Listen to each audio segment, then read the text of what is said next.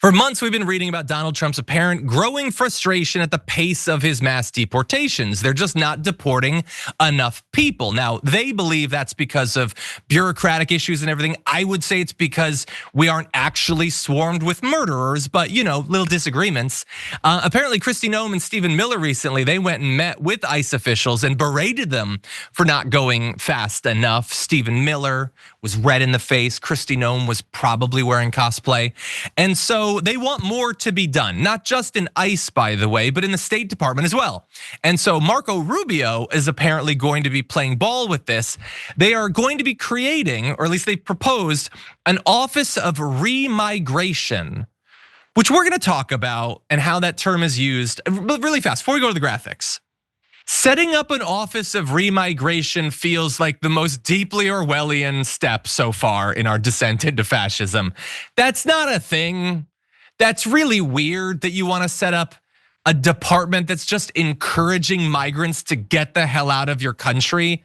Like, I get that you're already kicking as many people out as possible, including citizens, sending 2- and 4-year-old kids with terminal diseases out of the country so that they'll immediately die. I get that you're doing that, but having the Department of State, which is supposed to be about diplomacy and improving the perception that everyone has of our country. And now it's just, no, actually, we gotta kick more people out. Get the hell out of our country. There's no room, the door's shut. That feels really gross.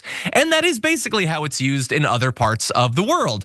Because the far right in Europe has started using this term, remigration. The leader of the German far right party, AfD, which of course is supported by the MAGA movement by Elon Musk, they use the same term. This would be a part of the Bureau of Population, Refugees, and Migration. And by the way, they want to do this even as they're cutting domestic staffing for these agencies even more than they've previously said. So they're cutting out as much as possible, but also shifting resources from facilitating refugees, taking in people from war-torn parts of the world, those fleeing natural disasters. Instead, the few remaining people who will work at the State Department will be there to get as many black and brown people out of our country as possible. Let's just be very clear about that. And so they're not answering questions about this yet. Rubio's not talking about it, but the reports say that this is something they're working on.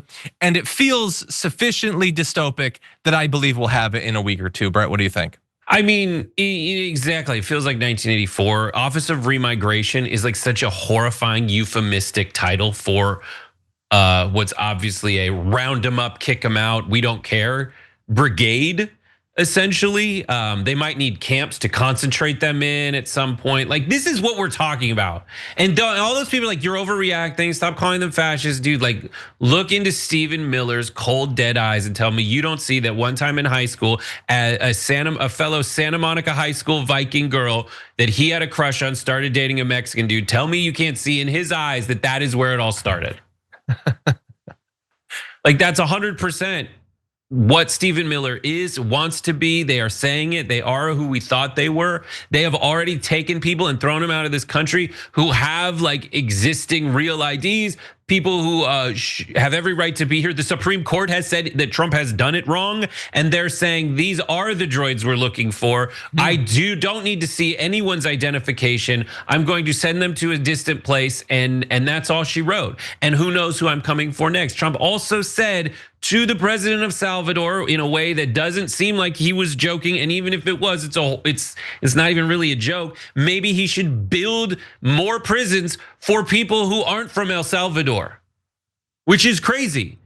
And the theory that it's not a joke is backed up by this exact plan that Stephen Miller has told us about. Yeah. Bad news, tennis shoes. Yeah, no, utterly disgusting. And like I think back to all that's happened in this area over the last 120 days or however long it's been. And like, I know they're fighting against the birthright citizenship. I know that they're already deporting citizens. They're talking about removing citizenship. And increasingly, whenever they disagree with anyone, a judge, a politician, whatever, they talk about kicking them out of the country. Like, there aren't 10 million Honduran murderers. That's just not a thing. And so they can't deliver for their base the solution to the apocalyptic fantasy that they spun for them. But what can they do? Start stripping citizenship away from people and get them the hell out of this country. And so this is the first quarter of the first year they got to go 4 years paying off people's bloodlust for getting rid of people, shipping them out of the country. And so God only knows where this goes.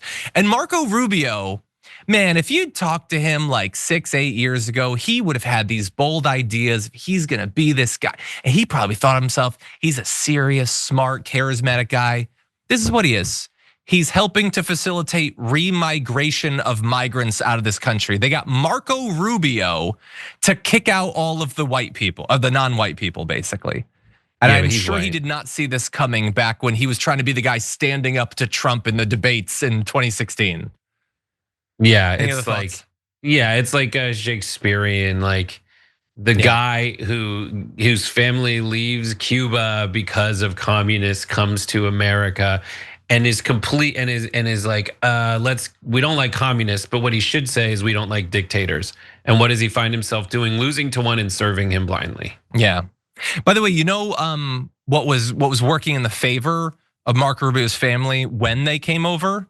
That Marco Rubio wasn't already in government service remigrating people. It's good that they came in at a time when the right wing wasn't trying to gain all power by demonizing people like them. It's nice that they were invited in. The door would shut behind them, but that was nice for them. It worked out.